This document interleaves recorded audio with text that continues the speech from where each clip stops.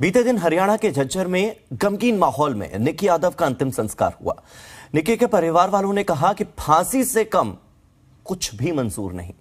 परिवार वालों ने निकी के लिव इन रिलेशनशिप में रहने की बात को सिरे से खारिज कर दिया। हालांकि सच क्या है यह तो सबके सामने है। सुनो बताओ क्या हुआ।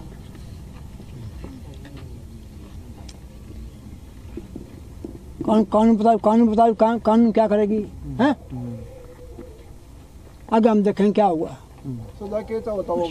हम तो सजा फांसी होनी चाहिए जी, उसके कम से कम फांसी की होनी चाहिए। न्यायपालिका से ये अनुरोध है और सरकार से भी कम से कम फांसी होनी चाहिए। उसका पूरा उसको क्या सजा मिलनी चाहिए? फांसी की होनी चाहिए जी ऐसे को। हाँ, मेरी यही अपील है जी कि जिस आदमी ने मेरी बेटी को इसे निर्मम हत्या करके मारा है उसकी सजाए मौत होनी चाहिए। एक तो जो मीडिया प्रसारित कर रहा है कि एक बेटी लिव इन रिलेशन में थी, ये बिल्कुल ऑब्जेक्शनेबल है, बिल्कुल गलत। हम इसका खंडन करते हैं। कोई रिलेशनशिप ऐसा हो सकता है क्या? कोई फ्रेंडशिप तो हो सकती है बच्चों की, लेकिन जो ये लगातार ट्रायल दिखाई जा रही है कि वो रिलेशनशिप में जो बिल्कुल गलत है, हम इसका खंडन करते हैं। ये हमारा सामाजिक अपमान है। ये चलो समय रहते ये पता चल गया और पुलिस की कार्रवाई होगी, डेड बॉडी रिकवर कर ली वहाँ से। नहीं सरदा की तरह टुकड़े करता है तो इसके वो डेड बॉडी के भी मतलब इतनी बुरी हालत करता कि वो उसको देख नहीं सकते थे हमारा।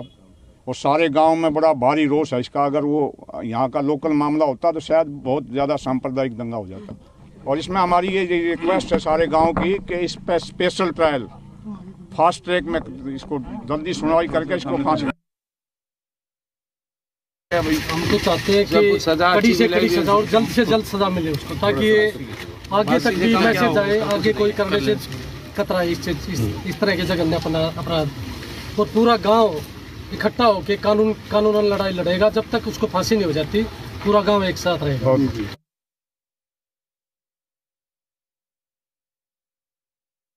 ये जो सब कुछ ये लिविंग बता रखा है गलत है, ऐसी कोई नहीं बात थी। और ये किसको पता है, लेकिन इसने जो भी करा है इसकी सजाए मौत होनी चाहिए। न्यायपालिका से हम अनुरोध करते हैं और इसके लिए चाहे पूरा एरिया को इकट्ठा होकर प्रधानमंत्री जी से मिलना पड़े, कम से कम इसकी सजाए मौत होनी चाहिए। फांसी की सजा दो इसको।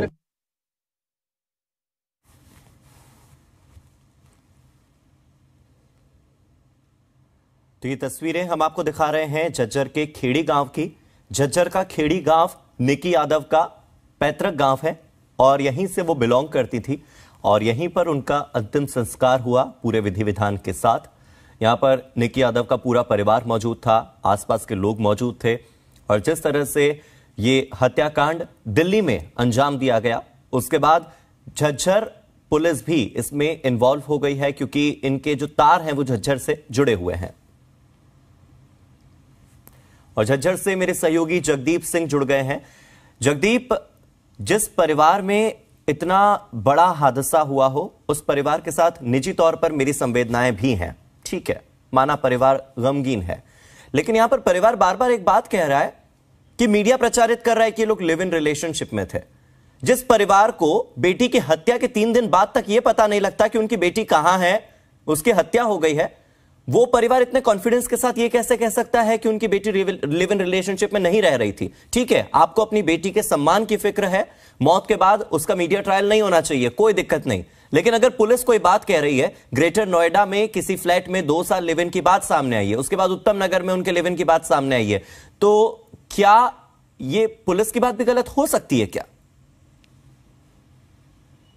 देखिए, मैं यहाँ पे ये कहना चाहूंगा कि अभी शायद हम कुछ कहें वो जल्दबाजी होगी, क्योंकि परिजनों से इस बारे में कोई खुली बात नहीं हो पाई है। और जो ये रिलेशनशिप की जो लोग बात कर रहे थे, ये या तो आसपास के लोग हैं या पड़ोस के लोग हैं या दूसरे गांव के लोग हैं।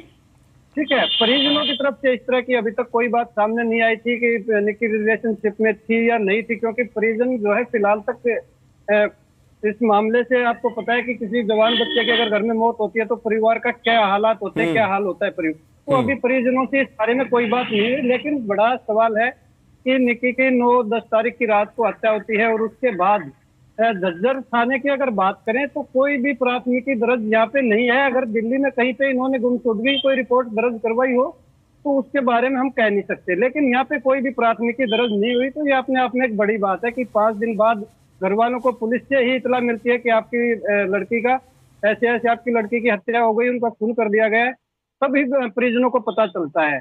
तो अपने आप में बड़ी बात है। लेकिन आने वाला समय जब परिजनों से बात होगी तो तभी पूरा मामला खुल के सामने आएगा कि आखिर नेग्लिजेंसी कहाँ पे थी, ये इतनी दिक्कत ये कहाँ आई कि 3, 4, 5 दिन तक निक्की का फोन नहीं मिला। और परिजनों ने झज्जर के थाने में अगर बात करें तो कोई प्राथमिकी भी दर्ज, गुमशुदगी वगैरह की या किसी तरह की कोई प्राथमिकी दर्ज नहीं करवाई। हालांकि ये बहुत हैरानी की बात नहीं है जगदीप कि बेटी 9 फरवरी को रात भर कहीं बाहर रहती है, अगले दिन उसका मर्डर होने वाला है और अगले दिन उसका मर्डर हो जाता है 10 फरवरी को सुबह सुबह। 10 फरवरी का पूरा दिन निकलता है, 11-12 फरवरी का पूरा दिन निकल जाता है, वैलेंटाइंस डे से एक दिन पहले मामले का खुलासा होता है और तब जाकर परिवार वालों को पुलिस सूचना देती है कि आपकी बेटी की हत्या हो गई है और 3 दिन से उसका शव फ्रिज के अंदर पड़ा हुआ है। हैरानी की बात नहीं है कि झज्जर पुलिस का कोई इन्वॉल्वमेंट ही नहीं होता इसमें, क्योंकि पुलिस के पास कोई जानकारी नहीं थी। अगर सूत्रों की माने तो परिजन जो है लगातार तलाश में लगे हुए थे। लेकिन सबसे बड़ी हैरानी इस बात की है कि कोई भी अगर हादसा होता है, कोई घटना होती है, तो सबसे पहले हमें पुलिस के पास जाना चाहिए, जो कि परिजनों की तरफ से ये कार्रवाई नहीं की गई। जगदीप, अगर कुछ घंटों की बात होती तो इस बात को माना भी जा सकता था, आपकी बात को स्वीकारा भी जा सकता था। बात हो रही है 4 दिनों की, 4 दिन 3 दिन अगर किसी लड़की की लाश को फ्रिज के अंदर रखा गया है, उसकी हत्या की वारदात को अंजाम दिया गया और बावजूद इसके परिवार को पता नहीं लगता है, तो ये अपने आप में कहीं ना कहीं सवाल खड़े करता है। अच्छा जगदीप, अब हम हत्याकांड पर आते हैं। बार बार ये सवाल उठ रहा है कि हीट ऑफ द मोमेंट था, यानी कि अचानक से हुआ, गुस्से में हुआ एक फैसला था कि अचानक से गुस्से में हुए और हत्या कर दी, या फिर ये एक सोची समझी साजिश थी?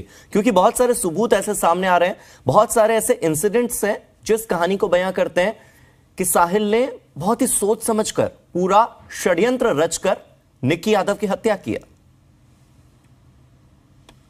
देखिए, यहाँ पे मैं बताना चाहूंगा कि अगर पुलिस की बात माने, दिल्ली पुलिस की, तो ये पिछले 4 सालों से रिलेशनशिप में थे। जैसे अभी आपने बताया कि ग्रेटर नोएडा में भी ये 2 साल रिलेशनशिप में रहे हैं। लेकिन उसके बावजूद अचानक से तो ये चीजें सामने नहीं आ सकती, क्योंकि जैसे इनकी शादी होने वाली थी साहिल की, और उसने निक्की को इस चीज के बारे में नहीं बताया कि उनकी शादी परिजनों की मर्जी से कहीं पे हो रही है। और जब निक्की को पता चला तो निक्की ने, जो सूत्र बता रहे हैं कि निक्की ने इनको फोन किया और ये निक्की के पास जाता है और तुरंत में आनंद फानन में सारी घटना को अंजाम दिया जाता है। तो ये तो आने वाला समय या पुलिस की इन्वेस्टिगेशन के बाद ही पता चल पाएगा कि आखिर साहिल के दिमाग में क्या चल रहा था, क्या ये पूर्व नियोजित साजिश थी या एट द स्पॉट ये सब कुछ उसको फैसला लेना पड़ा। लेकिन जगदीप, अगर ये पूर्व नियोजित साजिश नहीं थी तो क्यों उस दिन साहिल गहलोत ने अपनी कार की बजाय किसी रिश्तेदार की कार का इस्तेमाल किया? अगर ये सोची समझी साजिश नहीं थी तो क्यों साहिल गहलोत निक्की यादव का बैग लेकर तो कार में आता है लेकिन अपना बैग लेकर कार में नहीं आता? और अगर ये सोची समझी साजिश नहीं थी तो फिर शादी वाले दिन कैसे एक दूल्हा किसी और लड़की के साथ खुलेआम दिल्ली में घूम रहा है और घर में किसी को कुछ पता नहीं, इसमें किसी और का कोई इन्वॉल्वमेंट नहीं? ये बहुत बड़ा सवाल है और ये कई सवाल ऐसे हैं जो इस थ्योरी को क्लियर करते हैं कि जो बयान इस वक्त सामने आ रहे हैं आरोपी साहिल के, उनमें कहीं ना कहीं बहुत बड़ा झूठ है। सारा सच अब भी सामने नहीं आया है। बहुत बहुत शुक्रिया जगदीप इस जानकारी के लिए।